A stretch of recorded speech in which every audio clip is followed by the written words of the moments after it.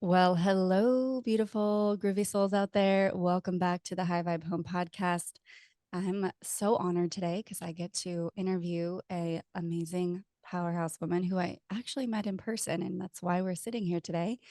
We have Pattie Ehsaei here with us. Hello, Pattie. Welcome to the show.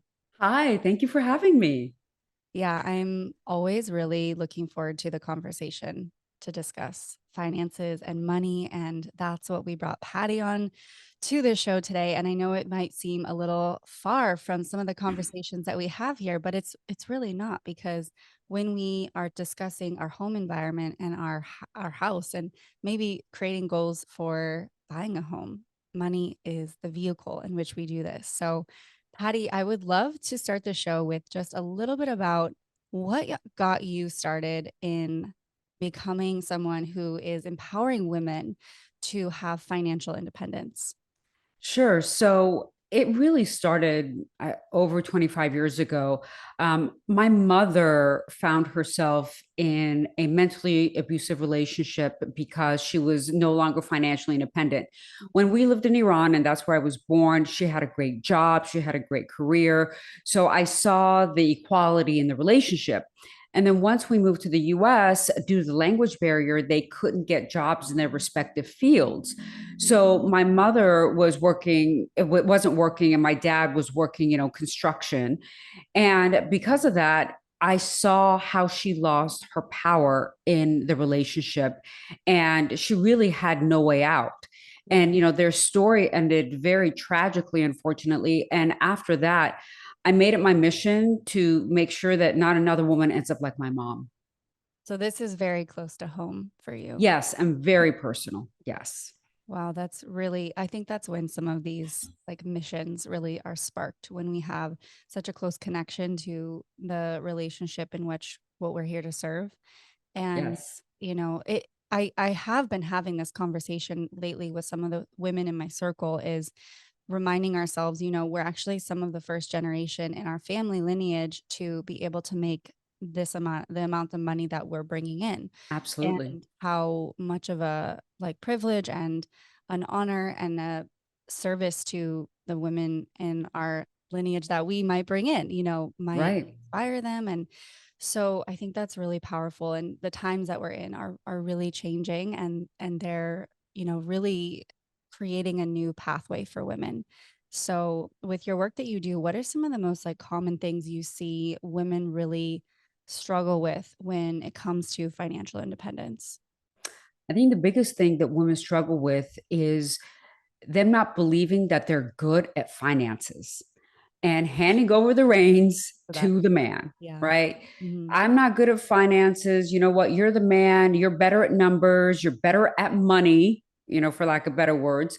And here you go, take over and take control. And all of that is 100% false. Women, when they invest, have higher returns than men do. Women entrepreneurs have higher returns than men do.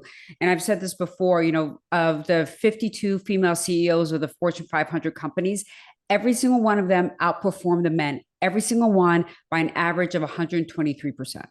Wow. So we are great leaders. We are great at money. We're great at investing, but we've just been brainwashed to believe that we're not. And that is a lie that we've been told, and we've been believing it this entire time. Yeah, that's a great place to start. I can definitely relate to that.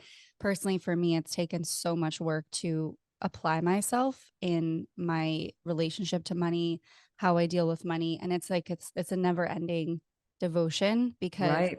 those stories I notice, like some of the common ones for me are like I spend. I'm good at spending. That's been a We habit. all are. Yeah. Right. We're bombarded with marketing left and right, buy this, buy that, Yes. and it can be very challenging.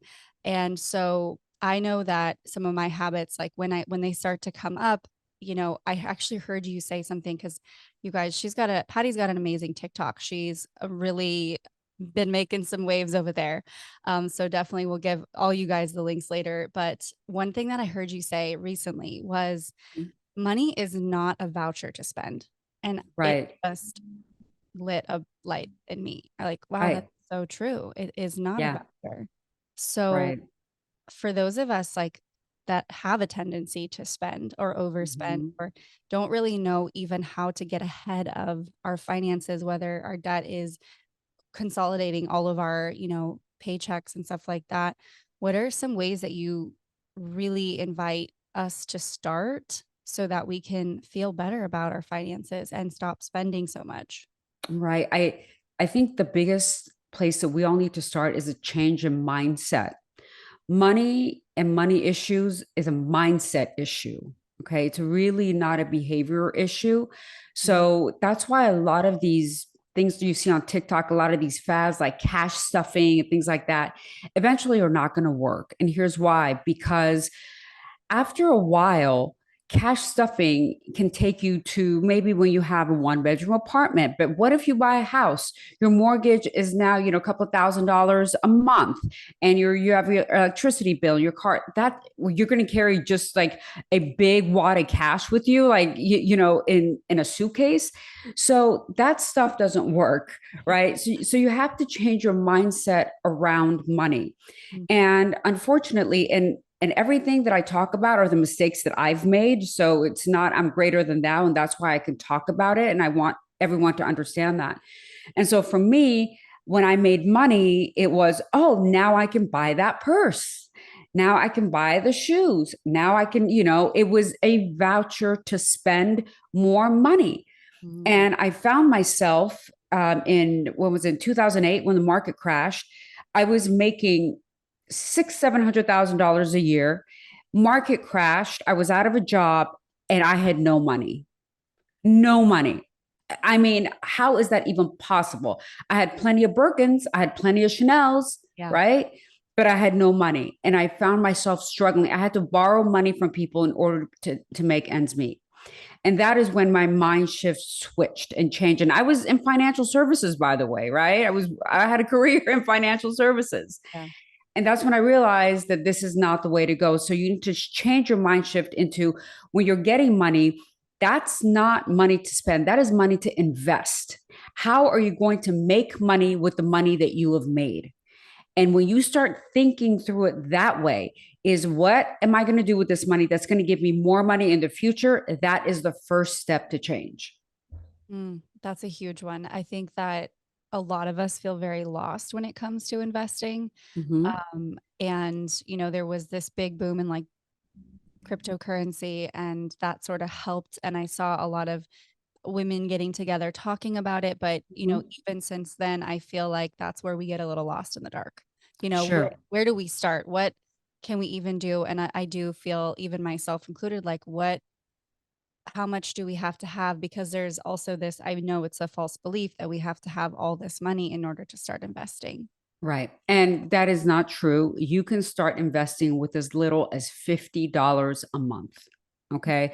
And I have a video on that talks about on TikTok that talks about if you invested $50 a month, that's it. How much you will have at the end of 30 years, how much you will have at the end of 40 years. And then I also break it down if you invested $100 a month, how much you would have. Right. So it is never too late to start. What you need is a runway of about 10 years. And the reason you need about a 10-year span is because that is when you beat the stock market.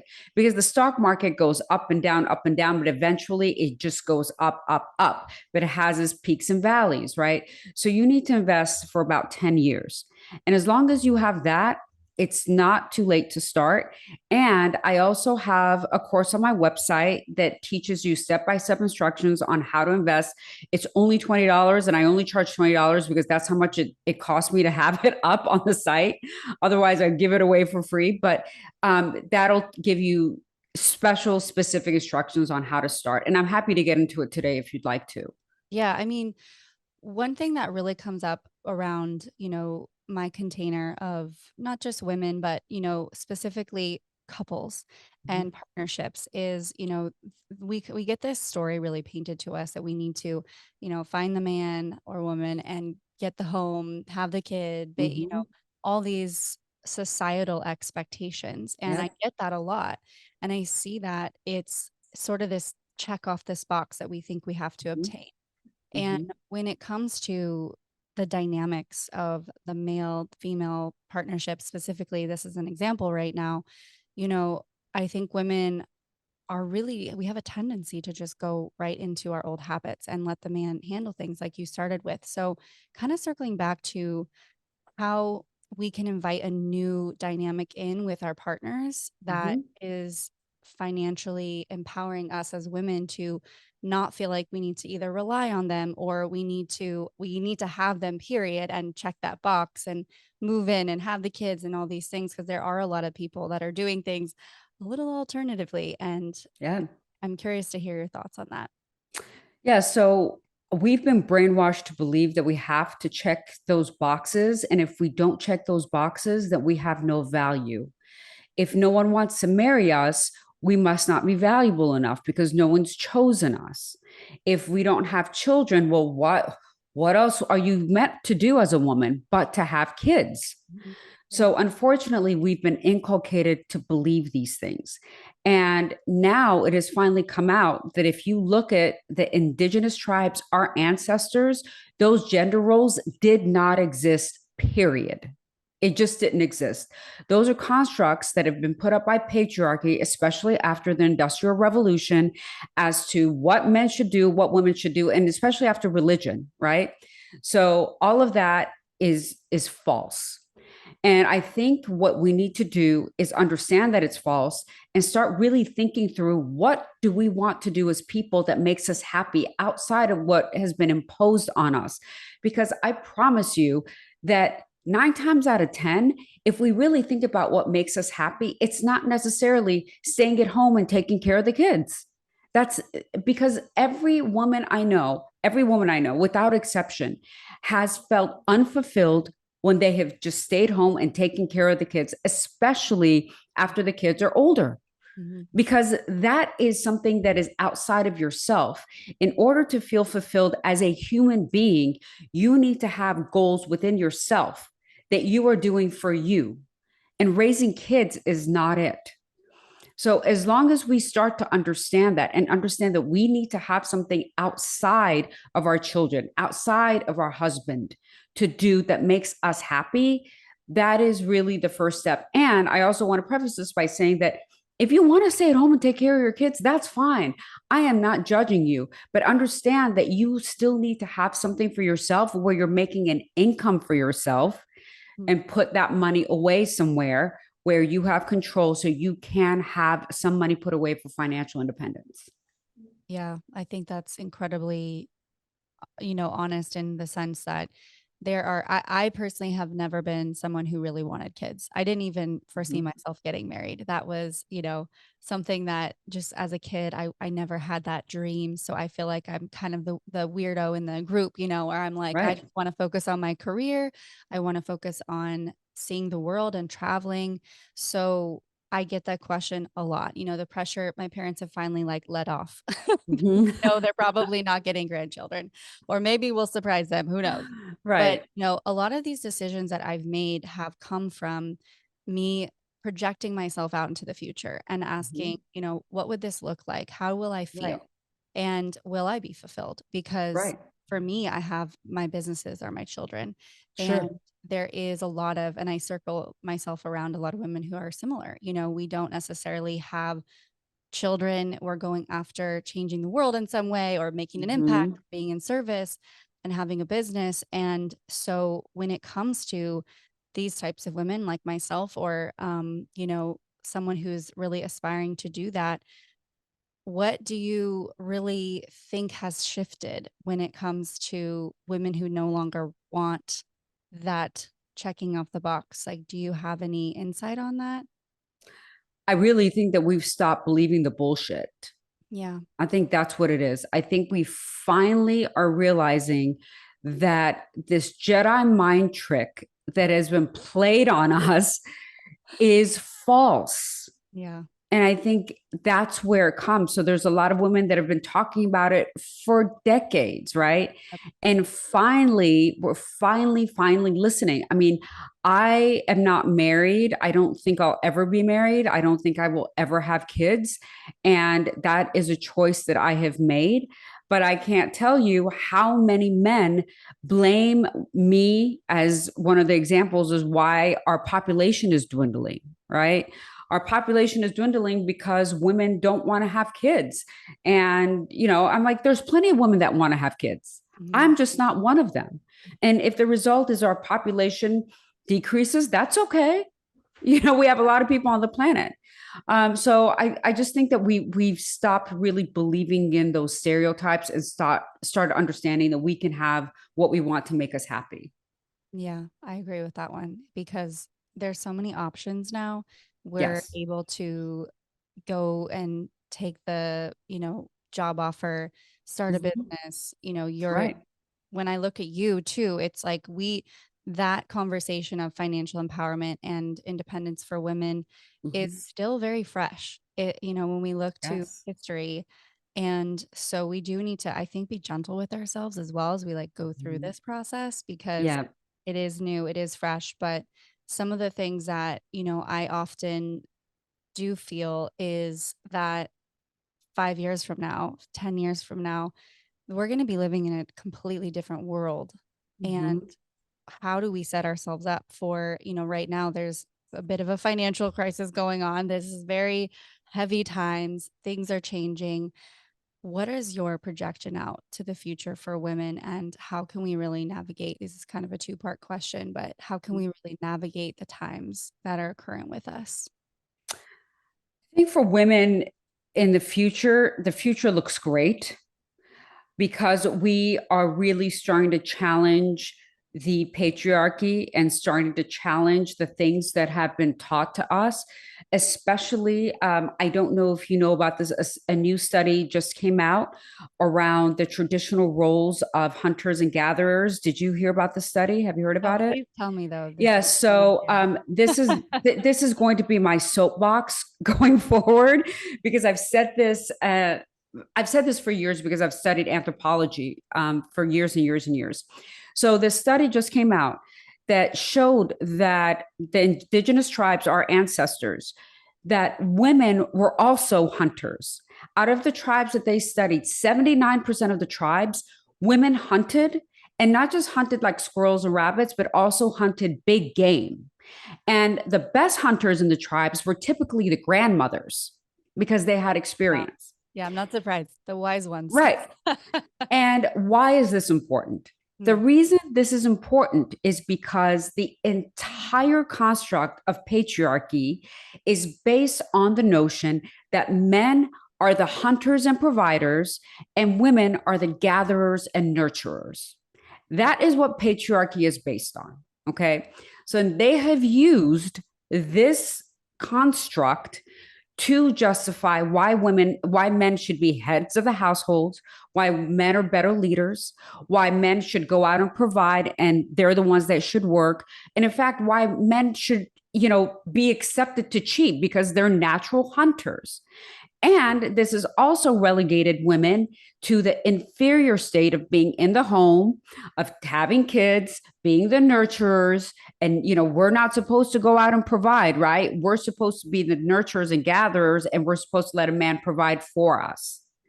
So this entire construct is completely BS. It has now been scientifically proven to be completely BS. And this information is now coming out. And in fact, when I posted a TikTok video on this and TikTok banned it because men complained that I was inciting violence. So I reposted it again. Now, this time they didn't ban it because I called them out in the video. But what they did is they shadow banned it, meaning they're not showing it to a lot of people, which is fine. But this information is coming out.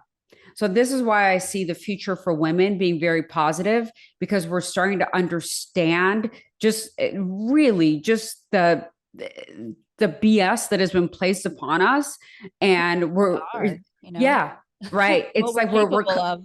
Yeah. right, and we're coming out. We're seeing, oh my God, men weren't the hunters and providers. We used to do that. So I think that's where we're going, and I think because of this information that's coming out, it's going to give us power to be great. And I also think in this time of just our the economy is, I still think the economy is good, although the rates are high, whatnot. I'm still in finance, and I think the economy is still decent, but there are some challenges. But I think during these times, women need to really take control of their careers and start thinking about the next steps in their careers, start thinking about advancement, start thinking about making more money, because we don't typically do that. How many times have you gone to, a man CEO's office and you've seen Ethel, who's been the secretary or admin for the past 40 years, because Ethel's never thought, maybe I can do more, because she's just been relegated to doing that, right? So we need to really think through, how are we going to make more money? We need to make more money when times are tough. So we need to apply for that upper level job. We need to make sure that we're doing that in order to succeed in the workplace. Mm. Wow, you touched on some really powerful points. One being how empowering it feels that we were hunters. I just want to bring us back Right. I because know. that just all of a sudden just makes so much sense because I Yes. was a little tomboy growing up. Me So, too. this whole Barbie movement that's going on right now, it kind of cracks me up. It's also very Yep. patriarchal driven, but Yep. like I wasn't really playing with Barbies as a doll. I was out dissecting lizards and being in nature and Right. being a total weirdo. Me neither. Like, Me so neither. with that being said, it's sort of just a reclamation of who we really are, what we're really capable of, like I said, and also Yes. just what's possible from knowing Right. that truth, knowing Right. that a lot of history has been written over our power, our ability to take the reins and take a bow and arrow and shoot it, and Right. be empowered by bringing food to our family. And wow, I mean, let's just let all that all sink in because that's a lot to take in. Yes, it is. It's very deep. And of course, we went deep already. Not Yes. because that's really the root, I think, of this change, this shift that we're going through as women. Hmm. Yep. And the other question is, in a partnership, for men who I do hear a lot, and this is something my partner and I discuss with, is like, what do men do with this now? Because a lot of men are very confused. They're like, okay, they've been told that they need to be the ones who Yeah. provide and protect, and then now all of a sudden it's like women don't need men. So, for those out there that want to help their man or their partner really guide them into how we request them to show up in this place, what what are your thoughts on that? Yes. I am very sensitive to men in society today. And the reason I'm sensitive to them is because everything that they've been told, again, is just not true. And the way that they've been raised, even my fiance is, he's been raised to be the provider, the protector. I mean, you should see this guy. Like, he won't even let me carry my luggage. He's like, as soon as he's like, getting me out of the way, because that's what his dad did. I see that that's what his dad does even today, right? So it's really hard to be a man, because they now, everything that they've believed to be true is really not true. And they're trying to find their place in society. And unfortunately, I think how that manifests is that they become this anti-feminist now, because their place in society is threatened. So even the smartest men that I know, even the most intellectual men, are fighting against this. Like, when I've talked about this study that came out that women were hunters, they started saying, well, how do we know, okay, so of the tribes, 79% of the tribes of women were hunters. What percent of those tribes were women? What percent of those women were hunters? Like, they're Let's trying to just, yeah, analyze just it. Yeah, debunking it, right? Just sure. debunking the notion.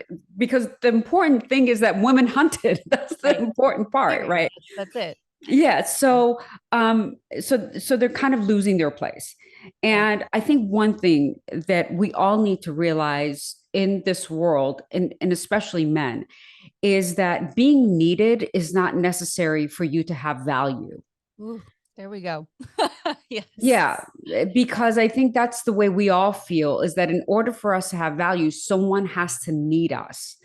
And I think that's where they need to understand that that's not the case. And we as women have felt that, that in order for us to have value, children need us, or our husbands need to need us, or a man needs to need us. And we don't, and that's not the reality. Right. So that's, I think, where it starts, is that they have value, men have value, and women, independently of whether a woman needs them or not. And if they start there, I think that they'll understand that it's better for a woman to want you rather than to need you. Yeah, I really agree with that. And that's a huge mindset shift, really. It's Yes. also just realizing we as women are an independent individual being Mhm. just as much as they are, and Yes. through that thread of realizing that they can, they can open doors for us. We like that, right? Right. Yeah, We absolutely. like heavy things being carried for us. And that kind Mhm. of leads me to another question in, this sort of dialogue between women need to learn how to receive.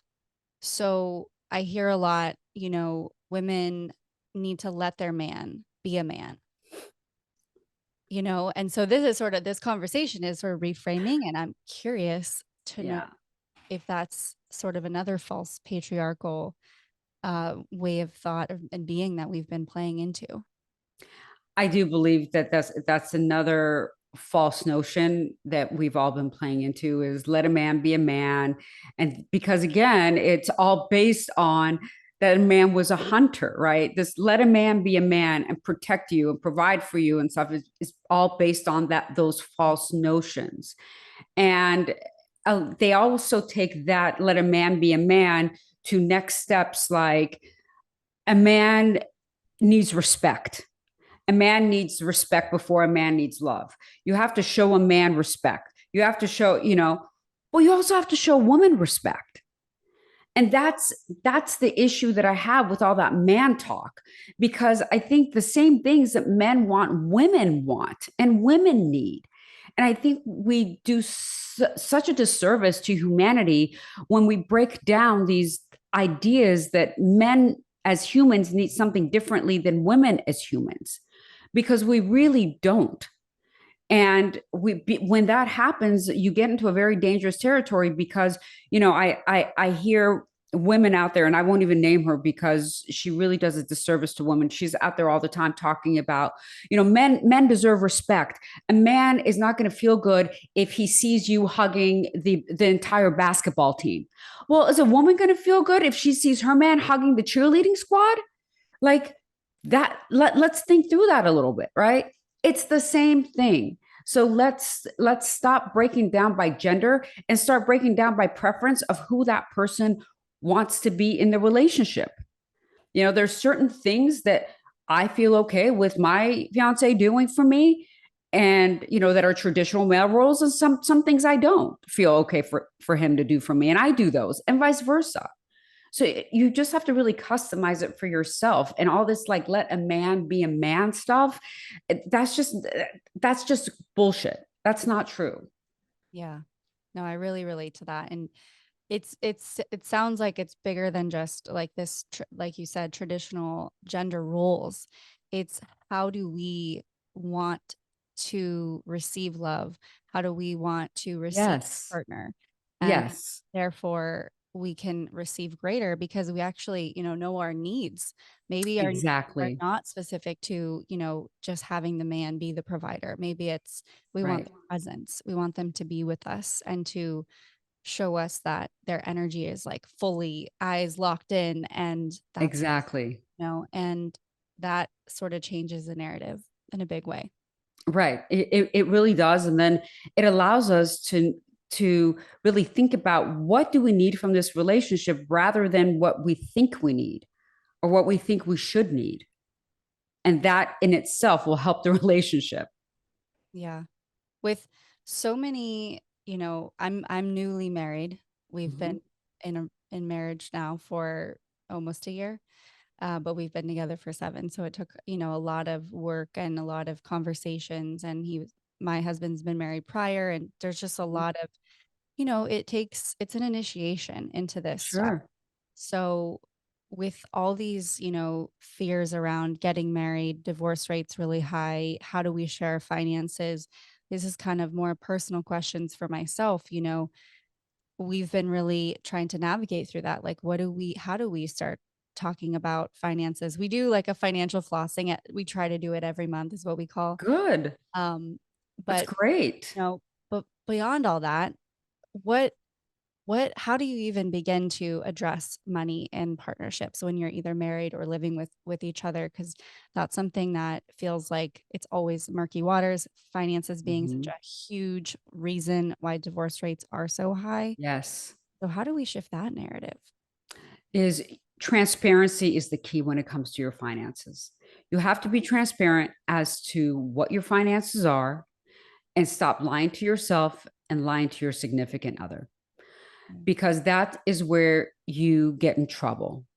I know so many people that get married and they hide their finances from their significant other, whether they're in debt or the way that they spend or their credit score or things like that, and that can cause a lot of problems because finances are so important because you have to make sure that you are on the same page and that you have the same financial goals, right? So if you don't have the same financial goals, your relationship is going to fail because that is a huge aspect of who you are. So if, for example, you are someone that doesn't like to save, you have the YOLO mentality, you're happy living in a one-bedroom apartment with your two kids and your dog, and you just want to spend all the money and travel, you need someone that fits that mold. Because if the person that you marry is a saver, wants to buy a house, doesn't want to live in an apartment, right? Wants to save for your future, that is going to cause a lot of issues in the relationship, and that relationship will end. So there are a few things that you have to know about your partner. Yes, you have to have these conversations. What are your financial goals? You have to see if they align. Two, how much debt do you have? Why is that important? Because you have to know that, okay, does their debt to income ratio allow you to buy a house, to buy a car, to get credit? What's their credit score? You have to know that. Credit score is so important. A lot of people feel weird asking that. I know what I asked my fiance his credit score. I think I kid you not, on date 5 or 6, because I want to know. Yeah. I want to know who I'm getting in bed with. Like I have to know, because if your credit score is low, that's it. That is going to hinder me from doing the things that I want to do in a relationship financially. So those are and also, I also mentioned something people don't really think through is, who are we comfortable supporting financially? So for example, maybe you think that you want to support your mom, right? If she gets older, or your family members, how do we provide support for our family members? And that's a lot of things that people don't think through. Maybe he doesn't want to do that. So, kids, are your kids going to work? Are they going to have a trust fund? Are you going to pay for their college? So these are questions that and things that you need to really talk through to make sure you're on the same page. Yeah, some of those that you brought up, I wouldn't even have thought of. Like family members, how do we Right. care for them? But I always tell my mom, like, Mom, when it's time, like, well, I'll take care of you. Have I asked my partner that? No. Right. Probably going to listen to this. So that's going to That's what come I'm up on our next saying. financial plus. Yeah. But yeah, no, I mean, and I look back to when we first were, 7 years in, and I was so uncomfortable with talking about money because Mhm. it was never talked about in my family life. Yes. It was never, and the way it was discussed was this constant feeling like we were good. So everything was going to fall away. Like we're Right. always broke, or Right. there was that thread of the belief system was always there and present. So that's the other part of, I think, us as women just inviting the conversation in, even though it's uncomfortable. Yes, exactly. And we've all been taught that, you don't talk about money. It's We've true. all been taught that it's rude to talk about money. We've all been taught that it's rude to ask someone how much money they make. We've been taught that. And throughout, and I think that's true all around the world, really, that money is like such a personal thing. Well, it's personal until you decide that you want to spend the rest of your life with someone, then it's no longer personal. Then you have to put it out on the table. And we need to be comfortable having those uncomfortable talks and discussions. Yeah. And that's where we've actually experienced so much growth in our relationship Mhm. because, he's seen me be in that uncomfortable space. We've discussed, we kind of have those boundaries now. Like if we're going to spend over a certain amount, we need to talk about it as a Very whole smart. together. And these are all things that I did not know how to do. I didn't, Mhm. my parents never did this. And I Right. asked my mom, how did you handle finances? Who paid for what? What did you do to manage the household? And Right. I think even just asking those questions from our family, actually really helps us heal because we start to learn the dynamic that was going on, or maybe some of our financial wounds, or Mhm. and why we show up a certain way, or maybe if Right. spender, who was the spender in the relationship, in our Exactly. parents' life, because we learn everything from them. Absolutely. Yes, absolutely. Those are great conversations. So if you're having those conversations, you're on the right track. Okay, good. Thank goodness. Yes. Yeah, I do feel that, but it's like, you never know. You just never Yeah. really know with this world. And we have so many, mainly because we are in a new world, you know, Mhm. and we have the choice. We have tools like yourself. We have resources that we can educate ourselves on, but it's also tricky because it's like, are we going to do the right thing? Are we going to, with that fear sometimes of, is it going to work out, or are these things going to break the relationship, or Right. and I know that a lot of people have these. And so for those of them, the listeners out there that are maybe, I guess, maybe more afraid to have the conversations, what would you suggest for them to even just create a container to do so? Like, how do you even start with talking about these things? I think first you have to understand that if you're afraid that your relationship is going to end, not talking about it is not going to help. Mm. That not talking about it is just going to make things worse and it just delays the inevitable. So if talking about finances is going to end your relationship, might as well do it now. So that right. I mean that's the Yeah. first thing. I think the second thing is to kind of humanize it and understand that when you have these talks, it's not just for your benefit, but it's also for the benefit of the other person. So both people benefit from these conversations. And I think a good way to start is saying, you and I have been hesitant or have never really talked about our finances and what our expectations are around finances. And since finances are one of the top reasons that relationships end, I think it's really important for us to be open and honest about our finances and what we expect, just to make sure that our relationship is on the right track and there's no surprises for you and no surprises for me. And I think if you start it that way and humanize it, I think the other person is more receptive to hearing it. Yeah, absolutely. That's pretty much how it started with us. So I would highly recommend Great. doing it in that way because Great. it really does invite uh a safe space to Absolutely. really have that conversation when, Yes. like myself, I actually had to initiate it for myself because I knew that I wanted to have that type of depth in the relationship. Mhm.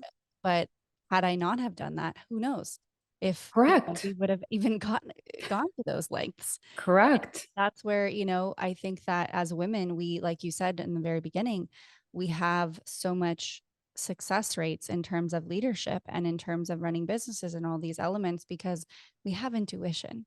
We have Mhm. that power. So do Yes. men have a very strong intuition too.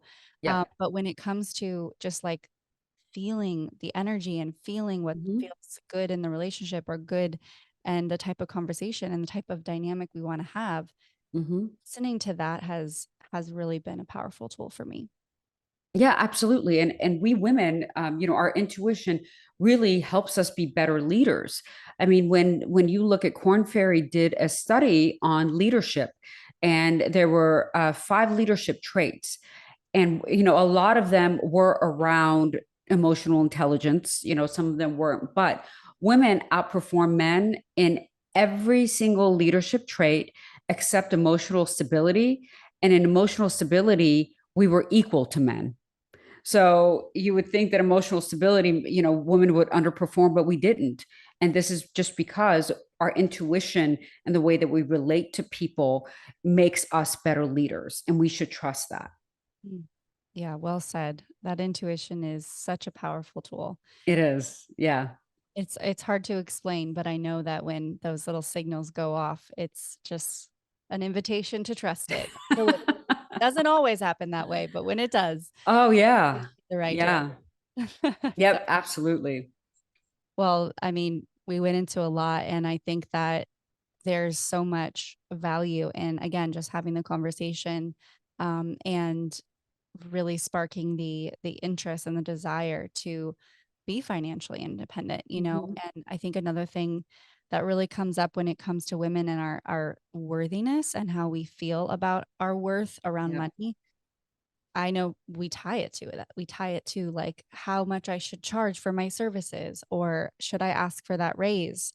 And Mhm. so just really digging into that, as far as our self-worth, how do you feel like we can show up to ask for more when we talked about that earlier?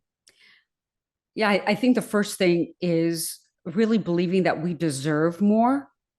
And I want to really address this Hewlett Packard study that was done. And this Hewlett Packard study was done because women were not applying for the upper level jobs, and Hewlett Packard wanted to figure out why.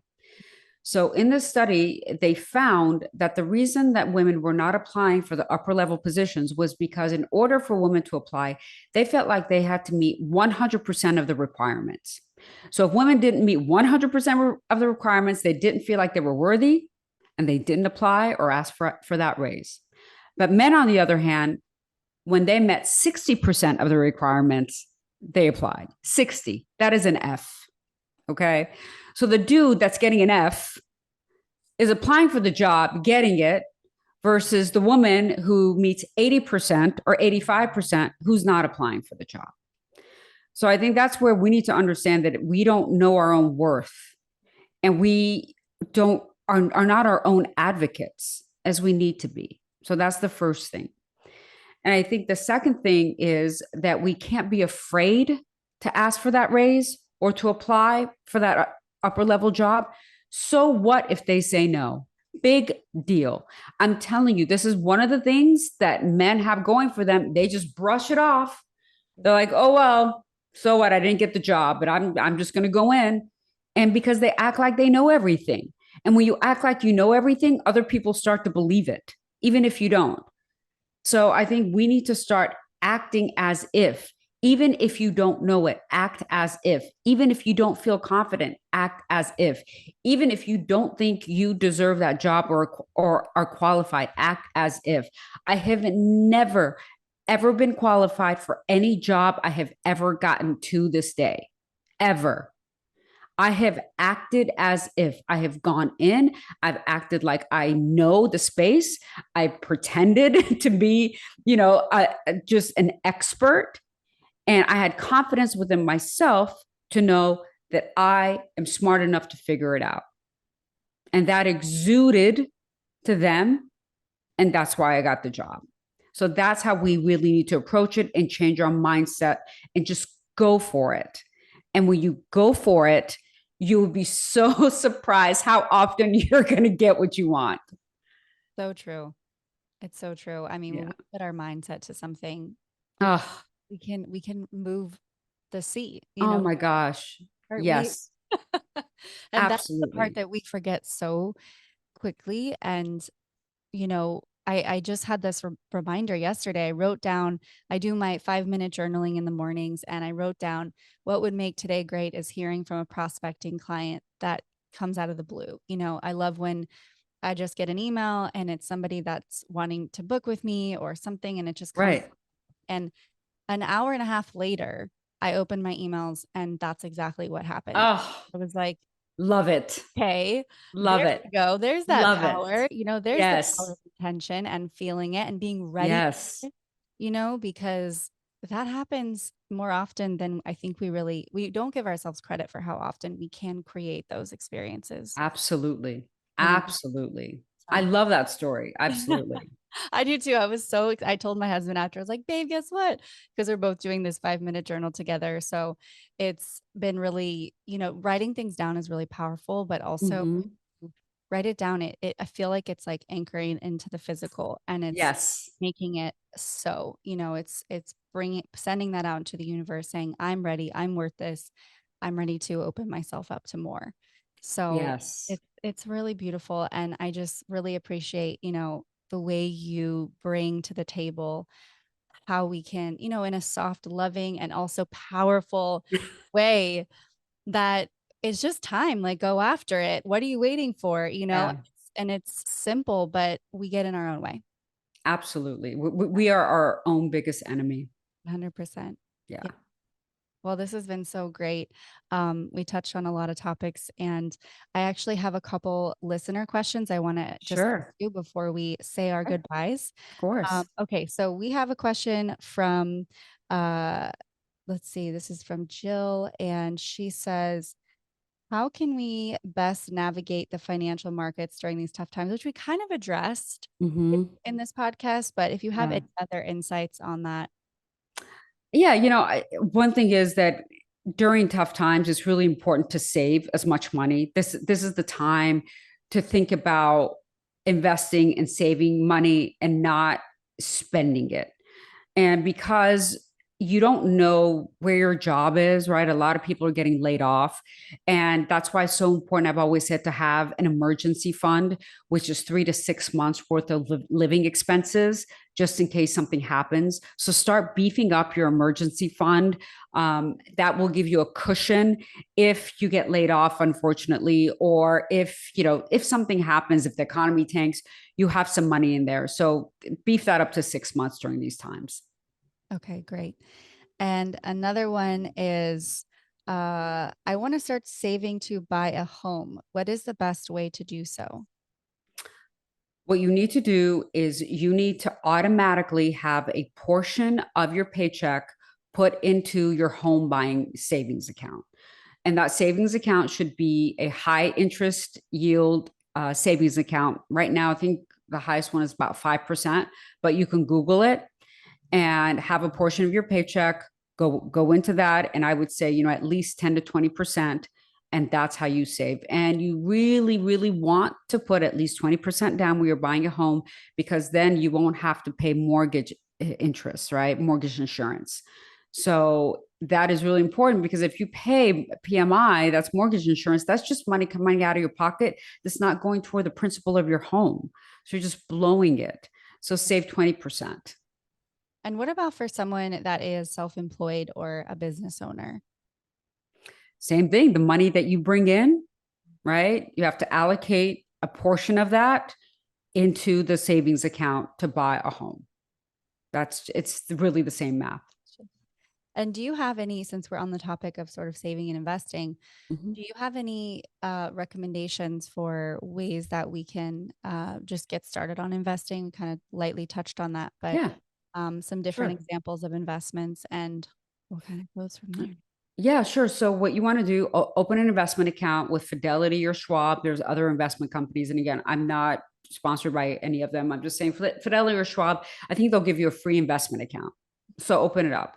Then what you should do is you should start investing a certain amount every single month. If you have, a little chunk of money you can put in there now, that always helps in the growth process, right?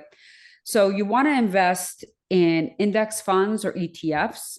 And what those are pool of funds.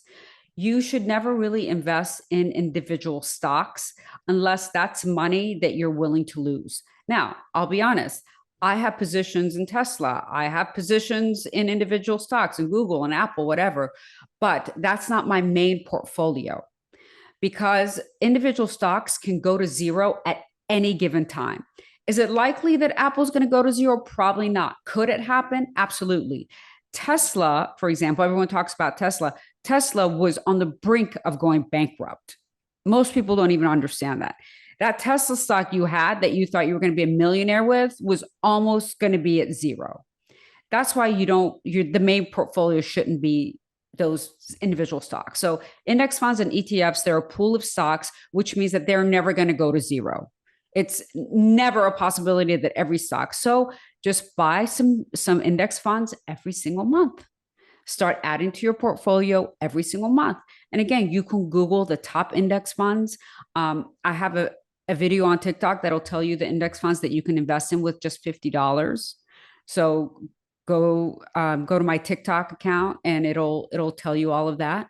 But that's how you start. Is just opening up an account and just buying index funds and ETFs. Amazing. Thank you. I feel like everybody's going to go down a very long rabbit hole with your TikTok because I did like when I Good. was going through some, research and questions. And so we'll make sure for you guys, you'll just go down to the show notes and you can visit her TikTok. And also, I know you mentioned you have an investing class or course. So we Yeah, can, it's a course on my website. It'll just break down all the little details, and it will really tell you um, the behaviors, pitfalls that we have around investing. So it'll teach you all of that. That's also on my website. If you want to check it out, you can. amazing. Well, like I said, Patty's a wealth of resources. And I do really think that this is so empowering to have these conversations, investing, money management, money empowerment. I mean, for women, like, look at how much we went through just in an hour of a conversation and how much you can start to change just by changing your mindset or changing the way that you look at yourself and what you're capable of. So, thank you so much for coming on the show, Patty. I really appreciated you being here and inspiring us to become financially empowered. Yes. So, Thank you so much for having me. This was so much fun. Thank you. all right, Patty. Talk to you soon. Bye, All right, bye everyone. bye. Thanks so much.